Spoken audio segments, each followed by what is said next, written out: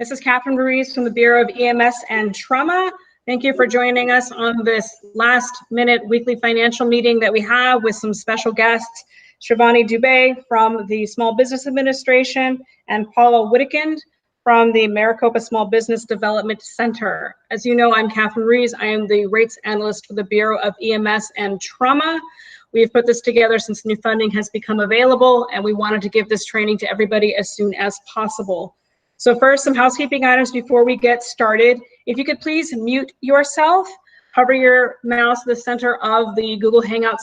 You'll get 3 icons, the microphone to mute yourself and to stop camera, or cover up your video camera if you don't want to be recorded. This is going to be recorded and placed on our website. Everything that you type in the chat box is part of the recording as well. So please mute your cell phones, mute yourself, and we can take it away. Ms. Shivani, if you please. All right, good morning. Thank you, Catherine, and thank you, Shelley, and thank you, Paula, for being a part of this today.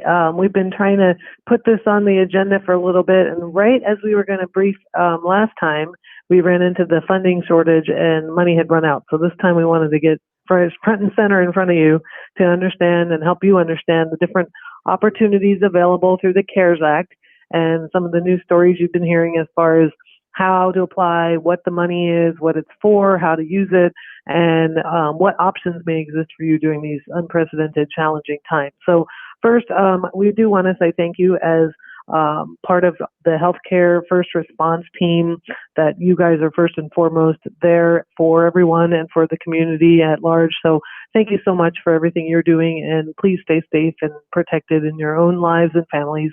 As we are working as the economic front responder side, we have great respect and appreciate everything you guys are doing. So with that, I want to start and talk about the CARES Act. So the CARES Act got signed into law on March 27th initially. What it did was allowing for funds related to paycheck protection, and it increased the amount of money that we were able to put towards our SBA disaster loan programs. So those things were, and we have a few other provisions for small businesses that we'll talk about today. That money was pretty quick to run out. We started taking applications on April 3rd, and it was at the tune of $349 billion, which essentially by April 16th had all been committed to businesses. So as of April 16th, we had shut the program until the next tranche of money has been approved as of the 24th, which was last Friday. And so now we are back to business today on 7:30 a.m. our time this morning. We started taking paycheck protection loans again in the SBA portals. And we'll talk about what those are and how to apply and what to do next. Ultimately, the idea with the Paycheck Protection Program is that if you've got employees that you are paying, that those folks can be covered under the loan that would be forgiven as a result of you continuing to pay them. So that's something that is an option if you've got a business where, in your business, if you've got employees that you want to continue paying and keep on your payroll. The idea is to do that so folks don't have to be in unemployment and they can continue working, and you can resume your businesses at the time where this gets back to normal. In your environment, with your in your guys' industry, my guess is there's been no break in business, but you still have the ability to retain your costs and employees this way. So the other piece of it is that we have the SBA Economic Injury Disaster Loan. So if you're looking for money, and all these terms around these different loans are a little different, so we'll talk about what each one is and how you may need to use that for. So if you don't have a payroll, but you might have needs around working capital or expenses that you're a little worried about as far as how you're going to pay those expenses given the economic turn, the Economic Injury Disaster Loan may be the more appropriate one for you. And we'll talk about those pieces and how that works. That one is directly through SBA. The Paycheck Protection Program is through a lending institution that's qualified by the SBA. So ultimately, there's 600 plus new lenders, along with almost 5,000 or 6,000 total lenders across the country that are able to be approved to be able to do these loans. The last part of this is if you do have an existing loan or you're doing a new 7A or 504 loan, which is our loan programs related to just our regular SBA traditional lending, then those also have the ability to have SBA pay your principal and interest, your payments for up to 6 months. So that's something that is also an option out there as well. Next slide, please. So I also want to introduce Paula at this point, and then we'll have Paula talk more at the end here. Paula Wittekind is with the Arizona Small Business Development Center, Maricopa Small Business Development Center, and she'll talk to you more about the different options. But as we navigate through the confusion on some of this, and where to go and what to do, just as far as making sure your business is in good positioning and able to handle what's going to be happening in the economy. They're an excellent resource that I definitely encourage you to take advantage of, and we appreciate their partnership always. So the next slide here, we talk about the Paycheck Protection Program, and as far as how it works, this is a program that the Treasury, Department of Treasury and the Small Business Administration has put together in order to allow for forgiven loans. So forgivable loans in this case basically means that you will be looking at loans that don't have to be repaid by you, and ultimately the bank will provide you the money and SBA pays the money back to the bank. So the terms are the same. It's really, like I said, around the paycheck protection. We're trying to cover payroll here. So as long as the money is used to cover payroll costs, then we will allow you to forgive that loan and you don't have to pay that loan. We would pay that on behalf of your business. So ultimately, that's there's a few rules and parameters around that loan. So I'm going to talk about those. But ultimately, a couple things to kind of keep in mind. We are looking at people's salaries that are $100,000, less than $100,000. So if you have a salary that you're trying to cover that's more than $100,000, you can basically take it up to 100 and then cap it, because we can't pay for, where the PPP program does not pay for salaries that are over that amount. In the loan amount, when you're coming up with kind of calculating the total, you have to make sure that at least 75% of your loan is going to be used towards payroll. So when initially it's calculated for you, or you calculate it as the borrower, you would be looking at, well, this is what my payroll costs are. And then when it comes to getting it forgiven, as long as 75% of that goes towards your payroll, then you would get the full amount of the loan forgiven.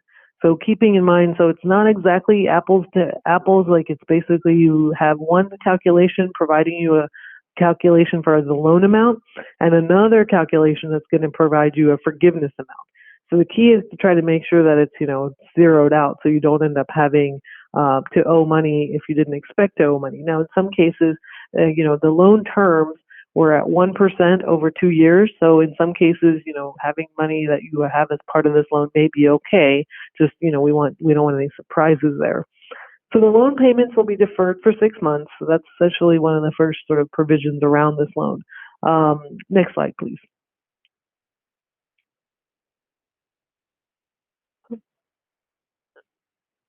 Okay. Okay, Shelley, can you slide to the next slide, please? Oh, it's taking a minute. Thank you. Thank you. And so ultimately in this loan, I think we might have gone to, ultimately in this loan, we, thank you. Okay, thanks. Ultimately in this loan, we've got cash flow assistance where we have 100% federally guaranteed loans to employers who maintain your payroll during this emergency. So this is where the forgiveness comes from. And we're looking at 8 weeks, up to 8 weeks of payroll based on the employee retention and salary levels. So there's no SBA fees. We've got, like I said, the 1% interest over 2 years. So ultimately, this loan is all said and done pretty quickly. This loan is open when we reapproved it when the president signed it again on April 24th, it allowed for an additional $310 billion to the program. So as you can tell, the program is within 14 days or so, we were out of $349 billion. So it's popular because it's a program that will allow people and businesses to essentially survive in the short term with the idea that payrolls get retained. So we do expect it to also stay just as popular as it was in the first 14 days. So I definitely encourage you to, if this is something that fits your dimensions and something that you're looking at, then please do reach out and start getting started with this loan. And we'll talk about what that means. Basically, the eligibility of this requires you to have been in business on February 15th of this year. And what you would do is you would go backwards in time and look at last year's payroll for a period of February 15th of 2019 and through April 30th of 2019 to see what your payroll looks like. So that's basically where that initial cost figure or loan figure is going to come from, is from last year's information. Then we'd look at, and if you weren't in business during that time frame or you're seasonal, there's different ways of doing the calculation, but ultimately there's some calculation, there's some calculators out there that can help you work through the numbers. Next slide, please.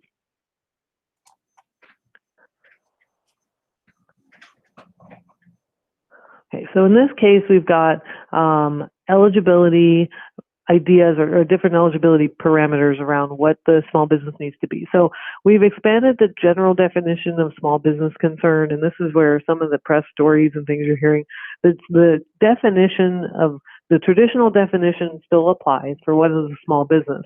But now we've also expanded it to 501c3 nonprofits, 501c19 veteran organizations, or tribal businesses as well.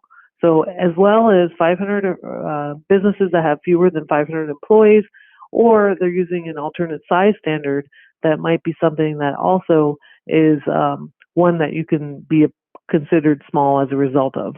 So we've relaxed some of the affiliation rules related to franchisees and specifically in the food industry and restaurant industry. So that's some of the reason around what is small for the PPP is a little bit different. We've also expanded it to include individuals who operate a sole proprietorship or individuals or people that act as an independent contractor. So those folks are also eligible for PPP. So if you have a 1099 or you work as a contractor with a 1099, when you file your taxes, that would be something that you could then qualify for PPP for as part of what your salary would be based off of last year's time block.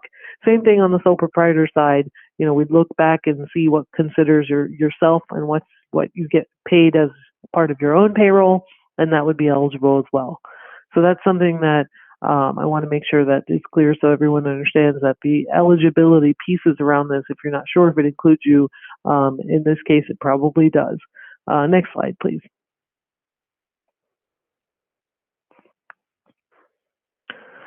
So we kind of mentioned this already, the nonprofits, 501c3, 501c19, it doesn't really cover all of the other, like the C6s, like chambers and stuff, but it does cover these two specifically that they're called out. And then religious organizations such as churches, they're eligible as well. So that's something that is also a nuance for this program. Next slide, please.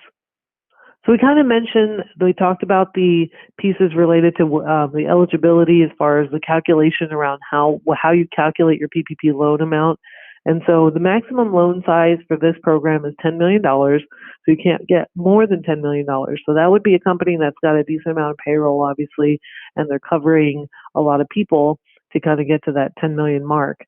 If you were in business in that February 15th to June 30th of last year, what we're doing was we're taking average payroll and then we're doing 2.5 times that. So we're doing that based on 8 weeks, and then we're accounting for a little bit of money as part of overhead that you would be allowed to use for purposes of overhead. But when you first calculate it, just keep in mind, we're really just looking at payroll costs.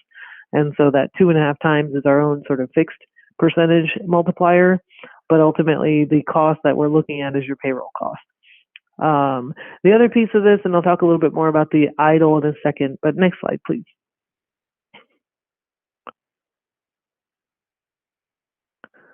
Okay, so here, what do you need to do to apply? So just the mechanics of what you're trying to do. So as I mentioned, the PPP loan is not directly through SBA. It is through a qualified lending institution, whether that's a bank that's approved to do the loans, and we've got hundreds of them, thousands of them at this point. We've got additional folks that are also non-bank lenders, like the PayPals and the Squares, Funding Circle, all these ones that are Cabbage, I can go on.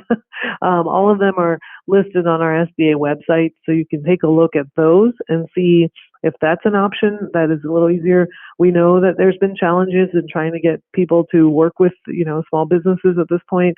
The banks are overwhelmed with applications. They are doing payroll validation and verification on every application they submit. And as far as the mechanics and how that goes, the bank will take your intake. You fill out a couple forms and supporting documentation. They validate it, they verify it, and then they submit it to the SBA. The SBA provides an approval number, and at that time, that's when the money is committed to your business. So when we say we're out of the 349 billion, it's not necessarily that all those businesses have received money in hand, but they're on track to do that. So once that dollar figure of 310 billion, the additional money is reached, we will no longer be authorized or have the ability to do that because we're not congressionally funded to do so. So that is something that the timing is important there. I would recommend that you get these pieces together as quickly as you can, work with, if you need to kind of clarify some things, reach out to the SBDC to kind of understand how those parameters would get looked at or how those documents would be looked at. And really, if you're working with a smaller mid-sized bank or community lender, those folks are great too, and they actually have a subset of money in this 310 billion that's dedicated just to them. They are responsible for allocating 60 billion of the 310 billion, partially because of what we've heard on the front end, where it was ill distributed, it did not go to where it needed to go to. So those kind of things were addressed through trying to address it, the micro lenders and some of the credit unions and the community development financial institutions. So on our website, we've got a link to the providers, the approved providers in Arizona, as well as these that are smaller, as well as those that have the online version of the portals like the PayPals and Squares. So I would recommend that's a good place to start if you're not sure where to go about some of this and get started with this. So again, we have a June 30th date on this program, but it's really as long as the money lasts, it'll be open. The lenders need to be done with approving, processing, getting everything finished by June 30th. And you can only take one loan out under this program. So just if you've got multiple franchises and stuff, that's a little different. But as far as one PPP loan per business, essentially. Next slide, please.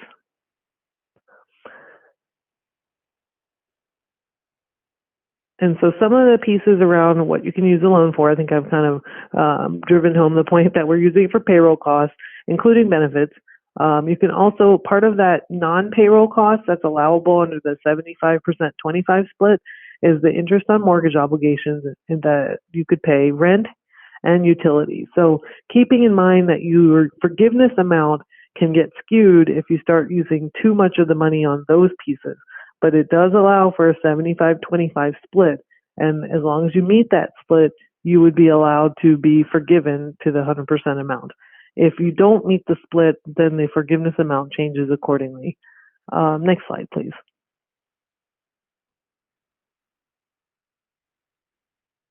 And as far as details around what is the payroll cost that can be included, salaries, wages, commissions, tips, employee benefits, certain employee benefits count, state and local taxes assessed on compensation. So this kind of drops you down into it. And there's all of these documents for explanation. Treasury.gov/cares explains all the different pieces, and there's a multitude of fact sheets and FAQs, and I have an email that I will send to Catherine after this is done that kind of lays it all out, so you don't have to go searching around everywhere, and then that can be something you can lean on for most current information. Next slide, please.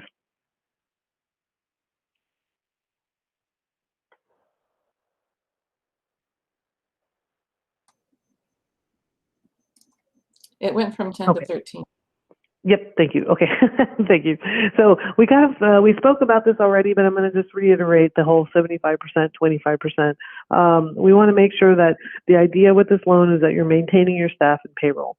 So that in this case, your loan forgiveness amount, if you have 10 people that were on the books as of last year, then when you did your loan calculation, we have 10 on the payroll. This year, you would have to have 10 on the payroll during the time frame. Once your loan is funded, we're looking at the 8-week period from the approval date of the loan. And in order to have that full forgiveness amount, you've got to have the same number of employees. And if you reduce the staff's salary, you can't reduce it more than 25% in order for that person to be counted on the forgiveness side. So just kind of keep that in mind for how that piece is going to play out. Next slide, please.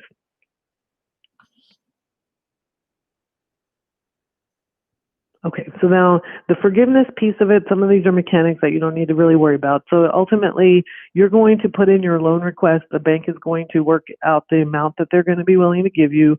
Then the forgiveness part happens during a calculation that you will give the validation documents to the lender, and ultimately the lender will provide that to SBA, and SBA will pay their back with the treasury funds that we have. So ultimately, that's the way that piece will work. It's a 1% fixed rate for anything that is not forgiven. And again, you have 2 years on that, but it's deferred for 6 months. So you basically have the 18 months to pay the rest of that back. You can pay the money back at any point. There's no prepayment penalties and there's no fees around it. And the collateral requirement, there is no collateral requirement around this particular loan, and there's no personal guarantee requirement around the particulars of this loan. And so, and there's no, a lot of times you might hear, well, I heard I have to have credit elsewhere. There's no credit elsewhere requirement in this loan as well. Next slide, please. And so this piece I'm going to go through pretty quickly because this one is really going to apply to you if you have an existing 7A loan or a 504 loan in regular servicing. So a couple options here. The SBA has the authorization based on the CARES Act to fund up to 6 months of payments for your principal, interest, and any fees beginning on your next payment that's due. And this is on existing 7A loans. And if they're in deferment already because you worked that out with your lender, then that's okay too, and we will pay the 6 months after the deferment is done. If you've got a new 7A or 504 loan, same thing. This will also be part of the payments that would be covered. Next slide, please.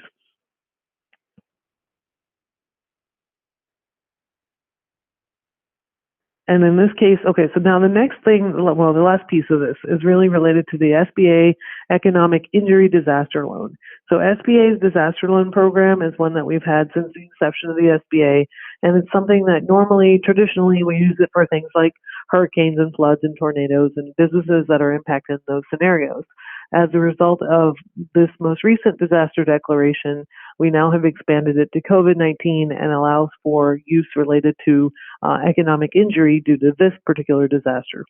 So in this case, we're looking at businesses that have fewer than 500 employees, anybody that's a cooperative or tribal small business with fewer than 500 employees, sole proprietors, independent contractors, and most private nonprofits. So, and I want to make a correction here. You must have been in existence as of January 31st, 2020. So I won't make that change and just kind of clarify that. So this loan is different than the PPP loan. It's not a forgivable loan. It's not one that, will pay it for you. It's one that basically you have in loan terms. Next slide, please. And the loan terms are really designed to help you with your working capital needs. The maximum amount on we call this an EIDL loan, EIDL. The EIDL loan is $2 million, up to $2 million for working capital, and the rate of this loan is 3.75% for businesses, 2.75% for nonprofits, and it's up to a 30-year term. So the idea around this money is really to give you a longer term to get back, to get back on your feet, and it's not meant to be really payroll driven. So it's really for all the other expenses that may not qualify under the regular PPP side. So here we're deferring payments up for 1 year on the loans that are considered SBA EIDL loans. In the normal environment, we have some different parameters in the EIDL environment now. Now we're saying up to $200,000 can be approved without a personal guarantee, and there's no collateral requirement for loans of $25,000 or less. So here we can base approvals on credit scores, and there's not necessarily going to be first-year tax returns required. So we've relaxed some of the ways that these get looked at or reviewed from our traditional disaster lending and for the COVID crisis. So we have a few things there. And so as far as procedurally, we look at applying to this through SBA's website. This is a direct to SBA loan. SBA handles this through our disaster office. And it's something that we handle and take on ourselves from our own disaster side of the house. With that being said, this has not, as a function of the April 24th signature to the amendment to the CARES Act, we do have funding for this program. However, we have not reopened the portal for the EIDL loan just yet. So we anticipate some more information on that as the week goes on. But while PPP opened again this morning, we still have not reopened disaster loan EIDL applications yet. Next slide, please. And so I want to also mention that there's another program or another loan that was considered as part of the CARES Act called the EIDL Advance, Economic Injury Disaster Loan Advance. And the advance was up to, or is up to $10,000.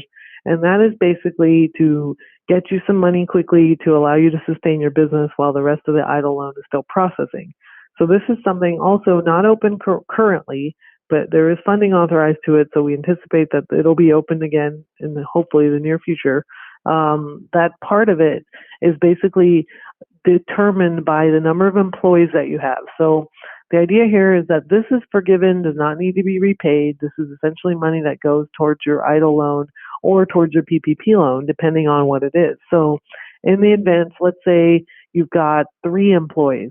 So you'd be looking at $1,000 per employee. So it would basically be $3,000 on that EIDL advance. If you go for a PPP loan, then that $3,000 will be applied to the forgiveness amount on the PPP side. If you don't go for a PPP loan, ultimately that's just going to be reduced from the EIDL loan amount if you do an EIDL loan. If you don't do an EIDL loan, then that's just the $3,000 as it is. It stands alone. You don't have to pay it back, and it is the money that you get. Next slide, please. And again, once the portal reopens, this is where you'll find it, sba.gov/disaster. Right now, if you go on the website, it'll say there's the lapse in appropriations, and it basically tells you can't apply right now. So you're not missing anything. It is true, you can't apply right now, and we will be in touch with everyone, and you'll see the press releases and things when it does reopen for taking further applications. Next slide, please.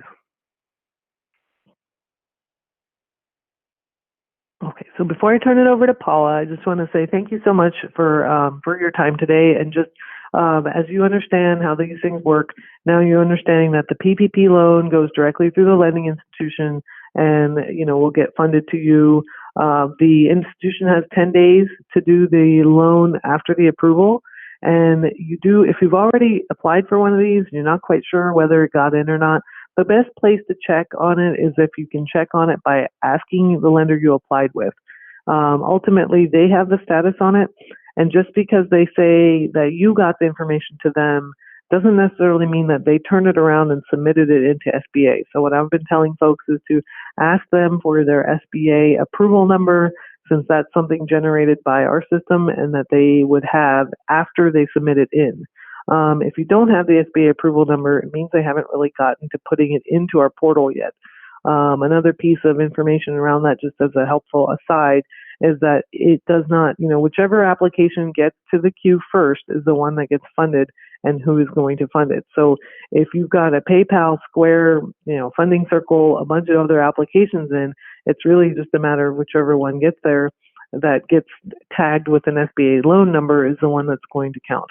So the rest of them ultimately will go away after that point because they can't get 2 under the same application. So just to be aware that that's one strategy that, if you're feeling nervous about how this is going to work, that's one option. The other piece of it is that on the SBA EIDL loan side, if you've already applied for the EIDL loan and you've put your application in with the SBA prior to when everything closed on April 16th, you should have a case number or an application number that starts with the number 3, so you're like a 3 series number. If you've got that number, then ultimately you're in the queue. We're working through all those loans. We've got the portal for the SBA EIDL loan side. It opened up originally before the CARES Act was signed, as these disaster declarations were getting done. When it did that, we then had a portal that went up, and then we took that one down. If you remember uploading documents to an original portal, those were 2 series applications. So those are being looked at first as part of, just getting all your information to us. If you wanted the EIDL advance, you had to apply after the EIDL advance was actually in existence, which is March 29th onward is when that EIDL advance portal was ready, which is the current site. So a couple things related to the timing and when you might have applied there, but the real true answer there is if you have questions related to your disaster loan and status, The disaster center and the customer service center as part of our disaster office is the only one that can really handle those questions because we have no access to that information locally. Due to privacy and security reasons, we don't handle that system at all. So in the slide deck towards the end, there's some information for reaching out to them. But with that, I'm going to turn it over. Maybe we just go to the last slide, Shelley, and then we can turn it over to Paula's deck.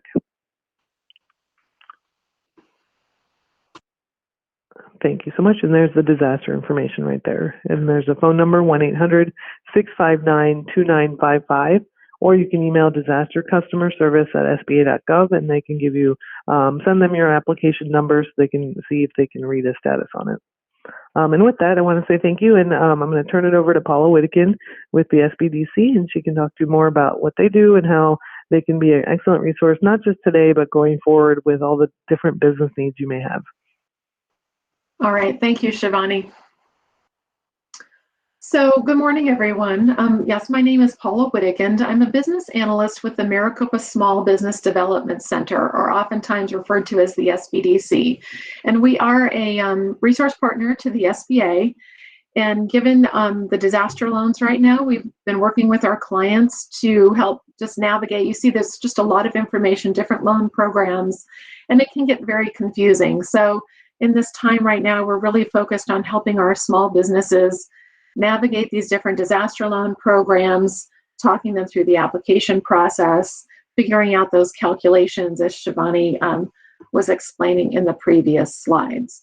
So just real quickly, I just wanted to briefly overview who we are, but we are the Maricopa SBDC. We're part of America's SBDC Arizona network.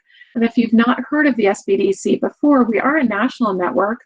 We've been around for over 30 years. You're going to find us in every state and multiple locations in every state. So here in Arizona, we have 10 centers, and the Maricopa SBDC Center focuses or serves the small businesses here in Maricopa County. We are funded by the Small Business Administration and then also by Maricopa Community Colleges. And it's through this funding that allows us to, our main service really we provide is no-fee counseling to small businesses. And that really, there's no catch to that. We are here to help you with your immediate questions. Oftentimes, small businesses come to us with a specific question, but we really want to be here long-term to help you, not just start your business, but help it grow, help you build it, grow it, and make it sustainable and profitable. So on the screen here, you see, obviously with the disaster loans, we're helping in that area right now. But as you look forward and as we come out of the COVID-19 pandemic and situation, we're going to be helping our businesses really look at, maybe all of this has kind of exposed some weaknesses in the foundation of your business, or maybe you're just trying to look at, how do I move forward? What's my new strategy? So you see here on the screen several areas that we help our clients with. Of course, getting access to capital, financial review, growth strategies, business plan review, sales and marketing, even those exit strategies. Oftentimes our clients are those larger small businesses, and we've become part of their advisory board even, because if you're a business owner, I was a business owner for 15 years myself, so I know that sometimes, where do I go to? Who can I talk to about my business? And oftentimes we can become that resource, that third-party resource that can help talk you through and kind of look at your business and look at strategies of how to grow and build that sustainable business. But we also have experts in exporting and international trade, manufacturing, technology, and of course the government contract group, the Procurement Technical Assistance Centers, or PTAC, are experts as well in that government contracting world. So in addition to this no-fee one-on-one counseling, we also have no-fee and low-cost training, and we also have access to some great research tools that can help you with your business. IBIS Industry World Reports we provide extensive reports to our clients about specific industries, and even financial benchmarking data through our Profit Sense report, where we can input your own financial data and kick out a report that shows how you're doing financially compared to similar businesses in your industry. So no-fee counseling, training, and access to research tools, along with many other resources. Go ahead and click to the next slide, please. So we do have a very short, simple process to access our no-fee counseling. You can go to our website, which is shown here, maricopa-sbdc.com. And over on the left side, when you hit that main screen, it says Request Counseling. You simply click there, enter your email, and you just need to fill out a very short one-page, takes maybe 15 seconds to fill out a request for counseling form. And what happens is that puts you into the queue, and then you're going to be contacted by Connie or Yvette, and you'll be assigned a lead counselor who will then contact you within 2 days. Now, we know that our clients right now are really looking for some immediate information and assistance. So we're trying to get to all of our clients. There's been high demand, but we're trying to get to everyone as quickly as possible. And we'll schedule a time to meet with you and just talk about what's your business. And like I said, oftentimes it's the disaster loans that the information is what is needed at that time. So we'll talk you through the loan programs, help you with the calculations, talk about those lenders. As Shivani mentioned, there's a lender list.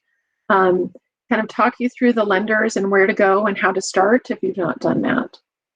So it's a very simple, easy process. Go ahead and click, not to the next slide, but to the final slide, if you would, please.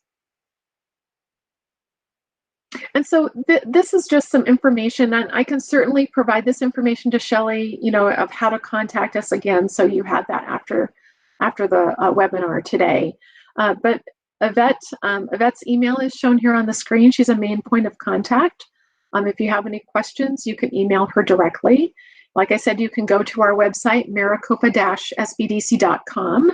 And we do have a COVID-19 link, and we're trying to keep that up to date every day with information that's coming out. And just know that, we are that resource, the official partner to the SBA. So we're going directly to the SBA for our information.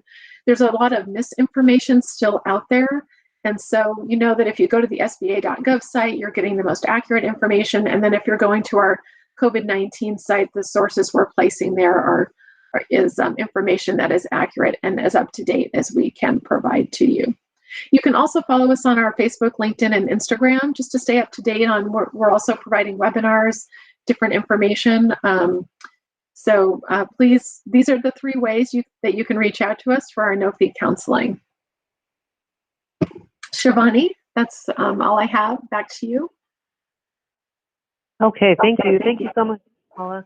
Appreciate it. And I guess, Catherine, can I give it back to you and see if we can take questions and if there's anything that folks have questions about? Absolutely. If there's any questions, if you'd like to post it in the comment box, that would be lovely. And we can definitely have these awesome professionals answer whatever questions that you might have about the programs offered by both groups. All right, I guess that would be none. If you'd like to email me a question or email questions directly, that is also okay as well too. Everyone has my email, it's in the agenda, and you have email addresses for both Shivani and Paula. Closing remarks. I would like to say that all presentations that we have been recording and all resources available are being uploaded to our ground ambulance homepage for those who have not noticed. So if you can't attend a presentation, feel free to check out the recording. Usually it will be uploaded between 2 and 3 days after the presentation commences. Our web team has been pushing out a lot of different items, so they have been working overtime, nights and weekends to make that happen. So thank you very much to them. The Bureau of EMS is working really, really hard right now to have up to $500,000 to distribute for the regions to distribute to providers in their areas. So if you are not a member of the regional council, or perhaps your membership has lapsed, you might want to consider renewing that. Next thing would be a routine meeting that we have on Thursday. Given that if we have any new information, we will be sending out an agenda within maybe the next 1 to 2 days that we will have our regular routine Thursday meeting. So we'll be working on that. Keep an eye out in your email for any new agendas for our April 30th meeting. We still have been updating our COVID and 911 resource page. The EMS and 911 resource link is available on the agenda, and we still have the email that is for COVID specific questions. So if you have any of those, feel free to send that out. So thank you so very much to everyone for attending. I know this was last minute, so I thank very much our presenters who were able to fit us in at a last minute time. Thank you again, Shivani and Paula, for your time and your efforts. We greatly appreciate it. Thank you, Shelley, for going through all the slides and the PowerPoints and keeping up to date. Very much appreciated. And thank you to everyone who took their time to see us again today. Thank you.